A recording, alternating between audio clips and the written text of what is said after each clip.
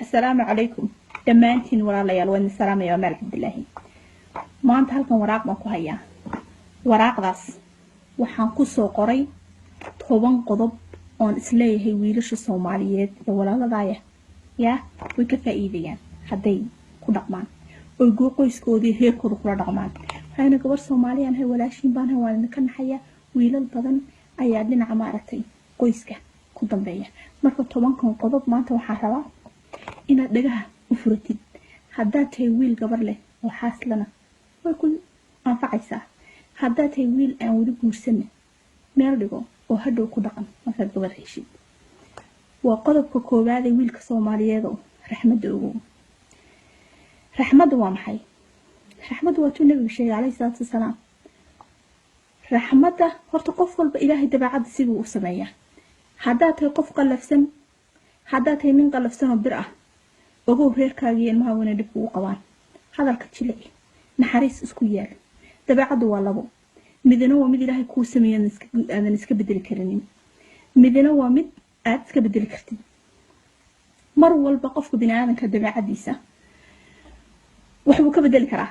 hadaa tahay ninka laga hadlayo adag ee qalfadhigta ee qabqablaha ee gacanta adag ee rafaadka badan ee naxariista daran hadaa tahay isjilcilci naxariis isku yaal ilmahaaga reerkaaga waxa ka maanta dhimatid inay markay ku soo xasuustaan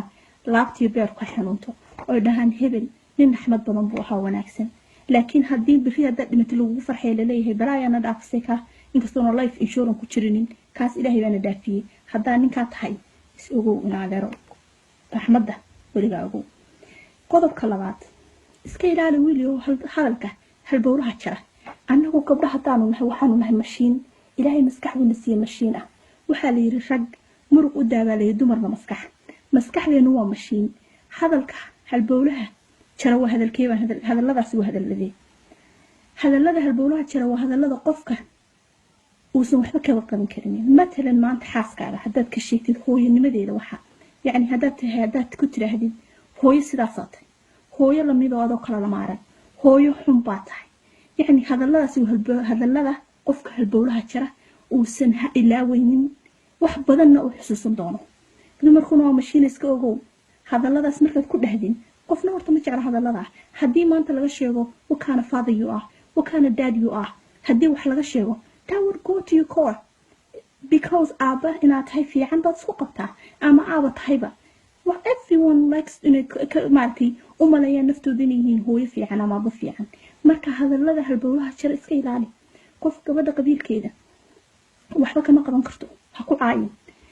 hooyanimadeeda wakaana madadeeshiis hadaad rabtid inay wax ka bedesho hooyanimadeeda tartiib ugu sheeg curyaanka qof curyaan hadal ay مثلا waxba kama qaban karo way xilaahay ku abuuray hadalooyinkaas waa hadalooyinka qofka jinsiyadiisa wuxuu dhima marka gabadhaada iska ilaali hadallada xun ee waaweyn especially markaad xanaaqsantiina isku aad maaragtay aad isku qaylinaysiin ama hadalna ka dhaxeeyo iska ilaali hadallada u fiirso waliba hadalka 24/7 ha ku soo dan waliga in murankaaga 24/7 sidanaad 24/7 saacad waliga waxa maada sameeyay hadalladaas iska ilaali way hadalladaas waa been qofna 24/7 ma murmo qofna 24/7 wax ma qabto iska ilaali walaalkayo iska ilaali hadalladaas qodobka saddexaad iska ilaali inaad noqoto nin hunguri badan anaga gabdhaha hadaan nahay waan nacabnahay ninka hunguriga badan waxa ku nacabnaa ku sheegina anaga dumar hadaan nahay hawlo badan baan guriga ka hayna ilmihi baan maanta dib u ordina shaqo aan dhamaan ku jirna nin hunguri badan anagu waa nacabnahay waxa weeyaan nin idaabo akhlaaq noqo guriga hadii wax lagaaga kariyo alxamdulillah gabadhaada wax ku sameeyso alxamdulillah dheh ka laakiin maanta inta dul fariisatay maxay waxa karsay maanta ma karis oo shalay Soomaaliya karin nimanka saqajaaninta anagu waa nacabna ninka hunguriga badan waa nacabna maanta diyo rabaqada iyo quraac iyo bilmiya sugunta isku saar qof bini'aadam weeyaan hawlo kala qabsan kara uu xanuunsan kara uu daali kara mareykan waa lagu daalaa ilmaha dibadkoodii guriga hawsha ma dhabato hunguriga iska ilaali guriga hadii wax laga kariyo cun hadii kale diina baara ismarso siiya ismarso tuuna ismarso maanta easy way adduunka wax walba cuntada waa diyaar nin qabqable oo hunguri badan oo ha noqonin iska ilaali qodobka afraad tii hore ku noqonaysaa qaylada iska ilaali waxa weeyaan nimanka qaar baa qaylo u dhashay rag iyo dumarba dadka qaar baa qaylo u dhashay oo guriga markay soo galaan qab ilmihii ka qaylisiinayo oo gabadhii ay ka naxayso waxa weeyaan kaas waa ku nabigu sheegay ma rabtid inaad noqotid gurigaaga markaad u soo socotid waa in lagugu farxaa waa in lagu dhahaa xaajigii baa soo socda laakiin haddaad qaylinaysid albaabka qab ku soo gelaysid haddii markaad guriga timaadadaad leedahay muxuu yahay fadhiga sidana muxuu yahay maha sidana haddaad gabadhiiba qaylo u dhaqaaqaysid qofna kuma farxayo soo socodkaaga ha soo socodkaagaa shimatay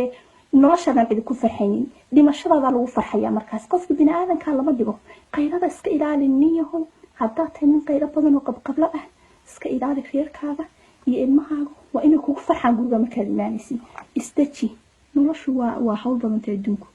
qof walbana hawl buu hayaa gabadhaada guriga joogta ilmaha ku haysa hawl adig taada ka weyn ayay haysaa guriga markaad soo gelaysid isdaji yaa take a deep breath yaa come down guriga tartiib ah soo gal waa isasa sinuun ku jira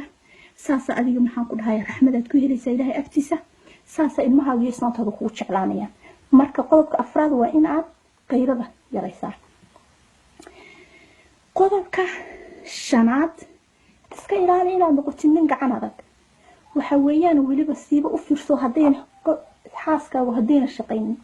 oo ay guriga fadhido isweydii maxaa fadhiisiiyey guriga maxay u shaqayn weydo guriga u fadhidaa isweydii waayo markay gabadha ahayd markay madax banaanayd waxaa laga yaabaa inay shaqaysan jirtay waxaa laga yaabaa inay adduunka mari jirtay laakiin isweydiiyo maanta maxaa fadhiisiiyey maxaa guriga fadhiisiiyey guriga waxaa fadhiisiiyey waxaa laga yaabaa inay ilmahaaga hayso waxaa laga yaabaa inuu guriga u fadhido inay ilmahaaga ay hayso oo maxaan ku dhahay guriga kaaga shaqayso isweydii marka waa inaad u gacan furnaataa waa inaad laabtaada jeebkaaga gacantaada intabaad u furtaa waxa weeyaan dumarkeena gabdhaheena Soomaaliya Mareykan jooga iyo Yurub iyo qurbaha jooga faamilaan ka nimid ehel qof kastoo Mareykan jooga waa qof la soo darsaday hatta faamilkeeda hadduu joogto hooyadeeda iyo aabaheed waxaa laga yaabaa ehelkeeda inay Afrika jiraan isweydii qofka bini'aadanka wuxuu u baahan yahay wuxuu isagu xor yahay isnaantaada lacag ma siisaa lacagaysan ku weydiin ma siisaa maxaan ku dhahay waxaad soo shaqaysid fartan ka saartaa ma tahay nin furfuran oo gacan jilicsan mise waxaad tahay nin iimaanka laga qaaday oo $50 iyo $100 tirinaya $20 tirinaya yaa gabadha baan ogeyn laga yaabaa inaad taraagla tahay laga yaabaa inaad taksiida tahay laga yaabaa inaad lacag soo gasho laakiin aadan weli gabadhaada lacag siinin una gacan furnayn isweydii maxay gabadhaada guriga u fadhidaa oo ayna u shaqaynin isweydiitaa namarka shanaad waxa weeyaan qodobka shanaad iska ilaali gabadhaada inaad banaanada kula hadashid ceeb caleeg waxa weeyaan gabadhaadu ma ahayd ma yaraad dhashay ma ahayd ma 3 jirood meel ka safarta shalay waa qof weyn adigoo kala waa qof nolosha kula wadaagaysa waa qof adiga caqliga kugu jira oo ku jiro hawlahan sida ciyaar iska ilaali dadka markaad banaanada joogtid ehelkaaga markaad la joogtid iska ilaali inaad gabadhaada hortooda yaa dadka horteeda aad kula hadashid ama il xun iyo gacan xun toona aad ku tistid bilaa caleeg iska ilaali nimanka qaar kulkulul baa jiro isqaban karinin gabadha hadday wax samayso waxa moodaa gabadha inay dhaleen oo shaqada hoostooda ka soo qaadan gabadha saddex la isku keentay waa qof baan gaaro adigoo kala ma aha geedad meel ka soo furatay respect iyo xushmad ayay leedahay xushmadaasi waxaa ka mid ah inaadan dadka horteeda kula hadlin bilaa caleeg kulama hadli kartid gabadhaada dadka hortooda iska ilaaliyo weliba haddii ehelkaaga iyo faamilkaagu magaalada joogaan ogow ehelkaaga iyo faamilkaagu ay ehelkaaga yihiin gabadhaada inaad kula hor hadashid inaad afaaraheeda u sheegtid yaa in aad wixii idinka iyada soo dhexmaray dad kale u sheegtid bilaa caleeg diinta islaamkana waa ku xaraan dhaqanka Soomaalina waa ku xaraan yaa iska ilaali taas qodobka 7 qodobka 7 waxa weeyaan gabadhaada hala simin dadka qofna ma jeclo in dadka lama simo qofna qofka kale la mid maaha laba walaalo oo hooyo dhashay oo mataana ah baan la sini karin marka gabadhaada inaad dadka kale la sintid inaad dhahdid heblo waa saa heblo way shaqaysaa heblo waa naa kartide heblo inta soo ilmaha haysataa qof walba waa ilaahay sibu u sameeyay gabadhaada in aad qof kale aad la sintid ama aad dhahdid hebla ma kale ma noqotid heb ma jeclina adba in qof lagugu simo oo lagu dhaho hebel oo kale maxaad noqon weyda ma jiro qof walba ilaahay siduu u sameeyo qof walba dabeecad gaar u leeyahay qof walba karti gaar u leeyahay ilaahay siiyey marka gabadhaada iska ilaali yaa inaad dadka kale la sintid inaad dhahdid heblo oo kale maxaad noqon weyn ilaa calig iska ilaali waayo kuma ilaawi doonto xiriirkii dhexdiina ahaana wuu xumaanayaa kalsoonidii meesha way ka dhumaysaa iska ilaali hadalladaasi waa hadallada halbowlaha gooya aan kuu sheegaya hadda qodobkii ugu horreeyay labaatan iska ilaali qof walba waa ilaahay siduu u sameeyey marka gabadhaada inaad dhahdid ma heblo kale noqotid ama qof kale aad la sintid it's absolutely wrong qodob kale waxa weeyaan gabadhaada jacaylkeeda ha u qaadanin wax forever waxa weeyaan gabdhuhu wiilasha Soomaalida waxaa lagu dacayleeyaa markay gabadha guursanayaan lagu dacayleeyaa maaha waa run gabadha markay guursadaan lagama fariisto maanta dhan flower bay wadaan cashay keenayaan halkay geynayaan babababa waxaasoo dhan geed hoose iyo geed sare wuxuu ugu istaagay siduu badha u heli lahaa gabadha maanta uu helo oo guursado saddex ku xidho everything goes backwards like wax walba halkaasi ku istaagayaan gabadhaada jacaylkeeda ma aha gabadhaadii hooyadaas ku mid ma hooyada wax kasta oo nolosha meelkeeda ka gaadhisaad ka soo tahay hooyada way ku jeclaanaysaa laakiin gabadhaada saddex baa isku keentay jacayl baa isku keenay is afgarasho iyo waxa isku keenay kalsooni jacaylkeeda ha u qaadan forever jacaylku wuxuu u baahan yahay wax in laga sii shaqaysiyo u baahan yahay matalan hadda markaad baawur wadatid baawurka gaas baad ka bedeshaa biyaad ku shubtaa maanta dhammaad wadaa fiiri gabadhaada jacaylkeeda waa in aadan jacaylkeeda forever u qaadan waa inaad flower ku soo gadaa waa inaad rajabeetada ay xirato nambarkeeda aad garataa si aad ugu soo gadid waa inaad marmar kaga farxisaa dhar ayadu leeyahay u soo gadid waa inaad ogaataa kalarka ay jeceshahay waxay nolosha ka jeceshahay waa inaad ogaataa cuntada ay jeceshahay waa in aad ogaataa gabadhaada waxa ka farxiya waayo waxaad rabtaa inaad jacaylka sii wadid waxaad rabtaa inaad jacaylka sii koolkoolisid waxaad rabtaa marmar inaad ka farxisid soo maaha so waa in aad jacaylkeeda aadan forever u qaadan ka shaqaysiisaa matalan dayna baad aadi kartiin casho ayaad aadi kartiin ilmaha dad leedahay qofaad $50 siin kartaa islaan dariska ama ilma yar waxaad dhigi kartaa caawa ilmaha noo hay waad soo casho tegi kartiin hotel baad tegi kartiin laba habeen waad soo seexan kartiin waxa weeyaan jacaylka gabadhaada waa inaad aadan ilaawin waayo jacaylka gabadhaada haddaad ilowdin waxaa laga yaabaa hadhowto inay waxyaabo kale ay keento waayo hadduu labada qof jacaylkii ka dhexeeyay uu dhinto which happens a lot of times inteen waxyaabo kala iman kara so gabadhaada jacaylkeeda don't take it for granted qodobka 8aad waxa weeyaan waxaa la yiri Soomaalidu waxaa la yiri carab iyo ilka isku dhow oo isqabtaan sidanaga waxaa jirtay mahma labada qof way isqabtaan labada qof way murmaan waliba labada qof nolosha sheer gareynaya way isqabtaan laakiin adiga iyo islaantaada xiriirka oo yani waxa idinka dhaxeeya ama muran ha ahaado ama is afgaranshiwa ha ahaado ama wax kale ha ahaade waa in adiga kugu ekaataa waa inaadan dadka kale u sheegin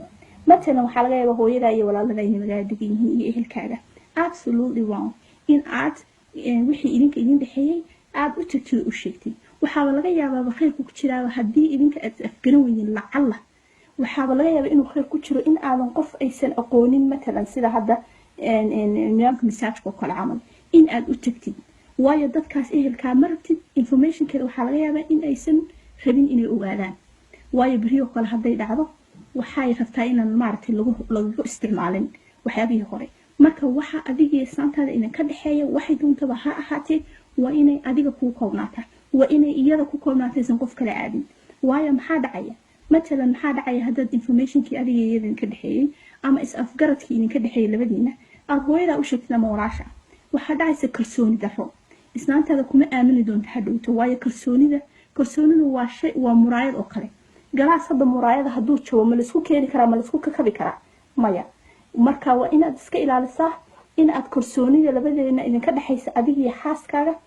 aadan jabinin oo wixii idin soo dhex maray aadan qof kale u sheegin abadan kaas sameyn qodobka u dambeeya aan rabo in aan ku sheego wiil yahow waxa weeyaan